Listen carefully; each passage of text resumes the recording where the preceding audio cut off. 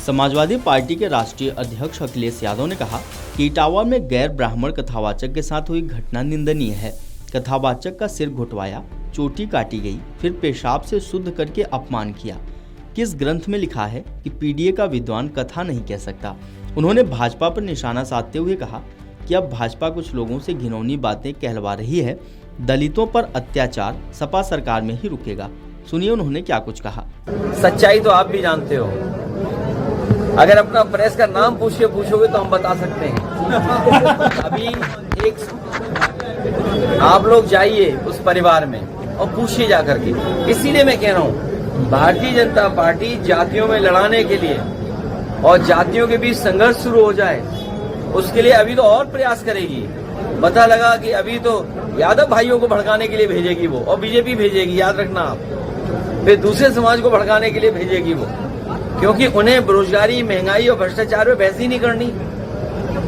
और ये अधिकार अगर है सुनने का, अगर गीता का, भागवत का सुनने का अगर अधिकार है, तो कहने का अधिकार क्यों नहीं होगा। और फिर अगर भारतीय जनता पार्टी को ये लगता है तो कानून लाए, जैसे कश्मीर में कानून ले आए या और कानून ले आए हैं, तो कानून ले आए और कहें कि एकाधिकार हो जाएगा। इसके अलावा कोई भागवत नहीं कर सकता कथा, कोई भागवत कथा सुन नहीं सकता। ले आए सरकार, भारतीय जनता पार्टी के लोग कानून क्यों नहीं लाते हैं। आखिरकार ये पूछी सोची समझी साजिश और षड्यंत्र के तहत हुआ है। क्या आप किसी के आज के समय बाल काट दोगे? आप उसकी चुटिया काट दोगे?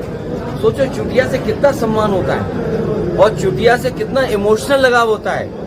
हमारे साथी लोग चुटिया रखते होंगे, तो अगर उससे पूछो तो कहते हैं 4 साल की हो गई, 8 साल की हो गई, 10 साल की हो गई। जिस शास्त्री जी की चुटिया कटी है, सोचो कितने वर्षों से चुटिया रखे थे। ये कौन वर्चस्ववादी लोग हैं? कौन ऐसे लोग हैं जो चुटिया काट दिए, बताओ। और पेशाब की बात मैं नहीं बोल रहा हूं आपको।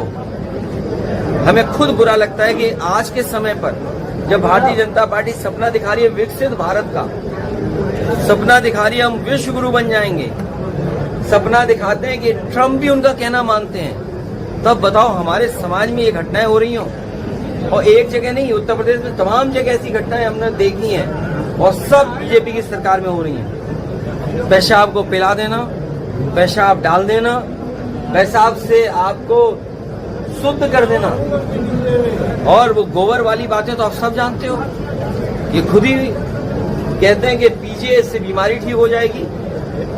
ये बीजेपी के लोग कौन सी नई साइंस चला रहे हैं, ये बताइए आप। अभी कुछ कह दोगे तो कहीं सनातन विरोधी हैं हम। आपको बता दें कि पूर्व सांसद छोटे सिंह यादव की 13वीं संस्कार में शामिल होने के बाद पत्रकारों से बातचीत में अखिलेश यादव ने कहा कि पिछड़ों, दलितों और अल्पसंख्यकों पर अत्याचार चरम पर है। उन्होंने कहा कि इटावा की घटना जिन परिवारों के साथ हुई उनका दर्द समझो। कौन सा ग्रंथ कहता है कि पिछड़े दलित कथा नहीं कह सकते? श्री कृष्ण तो पिछड़ों के ही भगवान हैं, वह दुनिया भर में पूजे जाते हैं। भाजपा को यही तकलीफ है। भगवान राम व हनुमान की जाति किसने बताई? इस मामले पर भाजपा कार्यकर्ता शिवम दुबे ने प्रभारी मंत्री जयवीर सिंह को ज्ञापन दिया। उन्होंने मांग की कि इटावा में हुए कथावाचक कांड की उच्च स्तरीय जांच कराई जाए। उन्होंने कहा कि इस घटना के बाद से कुछ राजनीतिक ठेकेदार सोशल मीडिया पर सवर्ण समाज को निशाना बना रहे हैं। उन्होंने कहा कि मामले की उच्च स्तरीय जांच कराते हुए दोषियों के खिलाफ कार्रवाई की जाए। Video desk अमरउजाला.com।